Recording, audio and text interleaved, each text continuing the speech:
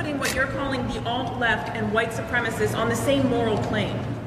I'm not putting anybody on a moral plane. What I'm saying is this. You had a group on one side and you had a group on the other, and they came at each other with clubs, and it was vicious, and it was horrible, and it was a horrible thing to watch. But there is another side. There was a group on this side, you can call them the left, or you've just called them the left, that came violently attacking the other group. So you can say what you want, but that's the way it is. It's on both sides, sir. You said there was hatred, there was violence on both sides. Well, I do think there's blame. Yes, I think there's blame on both sides. You look at both sides. I think there's blame on both sides, and I have no doubt about it, and you don't have any doubt about it either. And if you reported it accurately, you would say. Neo-Nazis started this. They showed up in Charlottesville to protest. Excuse me. They didn't put themselves down as neo, and you had some very bad people in that group. But you also had people that were very fine people on both sides. You had people in that group, excuse me, I saw the same pictures as you did.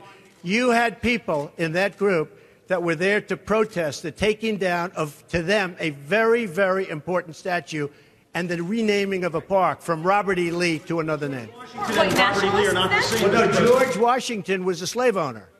Was George Washington a slave owner? So will George Washington now lose his status? Are we going to take down, excuse me, are we going to take down statues to George Washington? How about Thomas Jefferson? What do you think of Thomas Jefferson? You like him? Okay, good. Are we going to take down the statue? Because he was a major slave owner. Now we're going to take down his statue.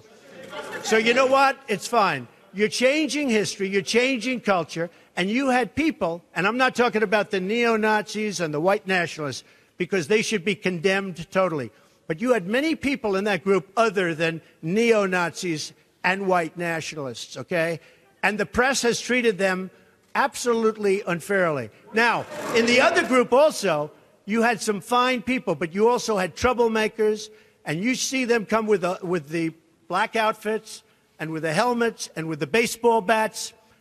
You had a lot of bad people in the other group too. The press treated unfairly, sir. I'm sorry, I just didn't understand what you were saying. You were saying the press has treated white nationalists unfairly? No, I just didn't understand what you were saying. No. There were people in that rally, and I looked the night before.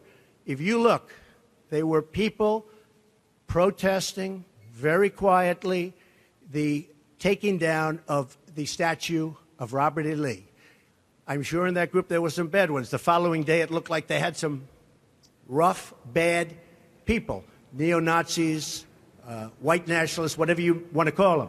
But you had a lot of people in that group that were there to innocently protest, and very legally protest, because, you know, I don't know if you know, they had a permit.